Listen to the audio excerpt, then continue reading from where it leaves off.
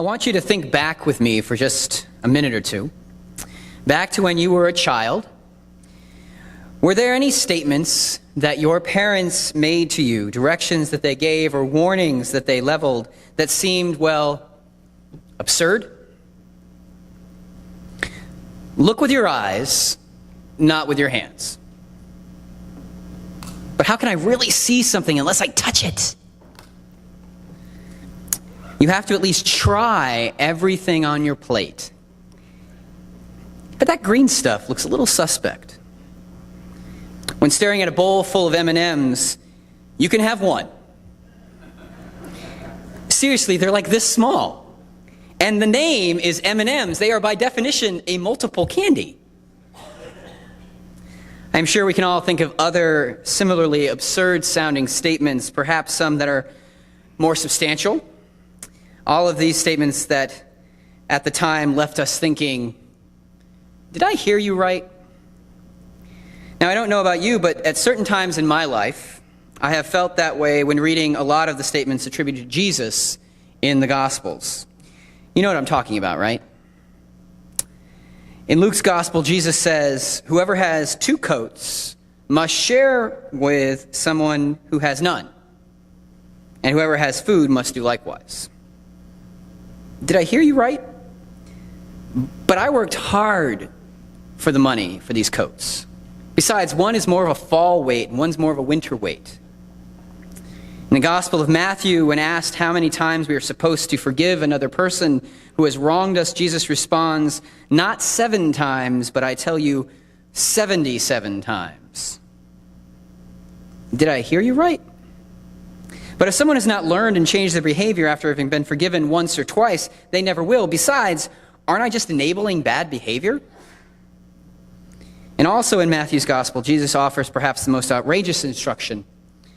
Love your enemies and pray for those who persecute you. Did I hear you right?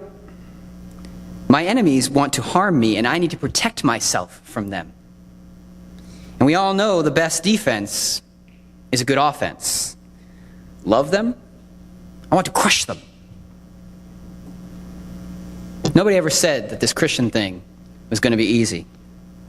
Time and again we read and hear messages that are counterintuitive to what we think we know, countercultural in our community and nation, perhaps even counterproductive as we seek to build lives of comfort and security. It's easy to wonder, did I hear you right? The passage we heard from Paul's letter to the Christians in Rome is, in a way, Paul's take on such seemingly absurd statements from Jesus. Here's a quick recap of some of what he wrote. Bless those who persecute you. Bless them. Do not curse them. Do not be haughty, but associate with the lowly. Do not claim to be wiser than you are. Do not repay anyone evil for evil, but take thought for what is noble in the sight of all. If it's possible, so far as it depends on you, live peaceably with all. Never avenge yourselves. If your enemies are hungry, feed them. If they're thirsty, give them something to drink. And do not be overcome by evil, but overcome evil with good. Did I hear you right, Paul? Not only do you want us to do all the crazy stuff that Jesus did, but you are upping the ante with no vengeance, no overstatements of wisdom, and more detailed instructions about what it means to love your enemies, feeding them, giving them something to drink, and blessing those who persecute us. Now, if you were listening when Dale read, and when I reread, you may have noticed that I left some pieces out. When saying that we are not to take vengeance, Paul goes on to remind us that vengeance belongs to God. And when suggesting how we should treat our enemies, Paul offers what is perhaps a more acceptable reason. For by doing this, you will heap burning coals on their heads. I like to think of these little pieces as Paul's personal influence on these core Christian teachings. For in a different way, they leave us asking, did I hear you right? Jesus simply says, love your enemies, but Paul says to do so in order to heap burning coals on their heads, which has something to do with the time of judgment. Essentially, Paul is telling us to treat our enemies well so that they will look even worse in the eyes of God. It is at that point that I believe that Paul comes off the rails just a little bit. Perhaps he is attempting to be more practical or more compelling. I may be more likely to be nice to my enemy's face if I'm doing so in order to bring future punishment upon them. I imagine myself with that fake smile, presenting sweetness on the outside, while harboring thoughts of condemnation on the inside. My friends, I'm not sure that is the spirit of the core message. So I prefer to stick with the purer message that is attributed to Jesus, echoed here by Paul. And it's not easy to do so. This past week, we watched as people of Houston and the surrounding region were ravaged by floodwaters. On Monday, one of the stories that popped up on my Facebook feed multiple times was a story about how Joel Osteen, the well-known evangelist whose very large and very wealthy church is located in Houston. Apparently, they had refused to open up their building to the people fleeing floodwaters that had overtaken their homes. To be sure, there is a great deal about Christianity about which Reverend Osteen and I disagree, and we certainly take a very different approach to our faith. Yet I was troubled by the level of condemnation being aimed at Reverend Osteen by my Christian brothers and sisters. To be clear, I do not consider Reverend Osteen an enemy, but it seemed by the tone of the comments I was reading on Facebook that many do. And such condemnation is not an expression of love. Perhaps in a situation as this, a dialogue might be engaged, but such dialogue is not possible if we begin with condemnation. It's important to note that Reverend Osteen's church was opened, and there were reasons offered for the initial delay.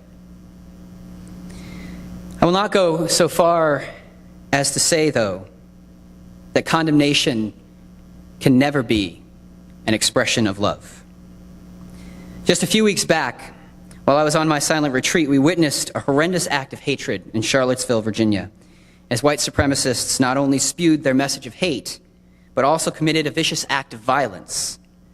We watched coverage of how others who had gathered for a worship service seeking to share a message of love were further threatened with violence while they were in a sanctuary not unlike this sanctuary.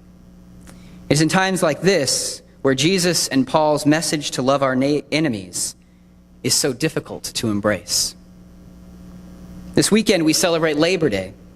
It was not too long ago when the workers in the labor movement faced horrific violence at the hands of management and hired thugs, simply because they were seeking a livable wage and safe working conditions. It is in times like this where Jesus and Paul's message to love our enemies is so difficult to embrace. You've heard, I'm sure, the phrase, hate the sin but love the sinner.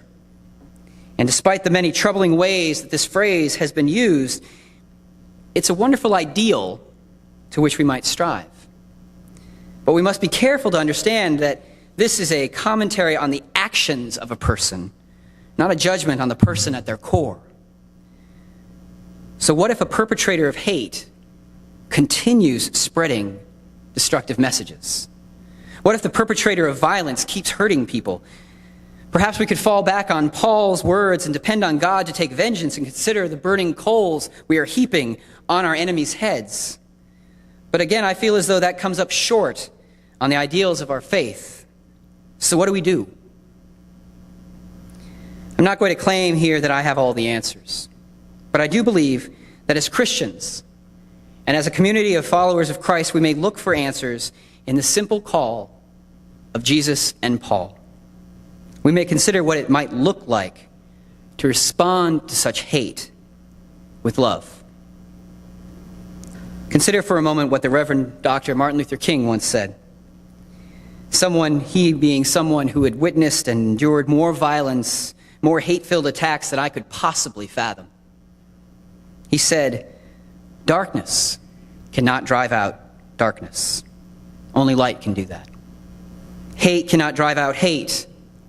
Only love can do that. Hate multiplies hate. Violence multiplies violence. And toughness multiplies toughness in a descending spiral of destruction." In the face of our enemies and their attacks, we respond in love by embracing the victims and offering comfort and care.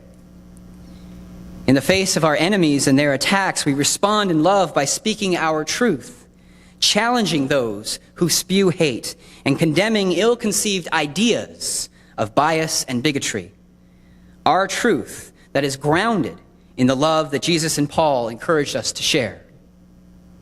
In the face of our enemies and their attacks, we respond in love, recognizing that one person alone cannot make all the difference, but when we stand together, bound by our love for one another, we are not one person alone.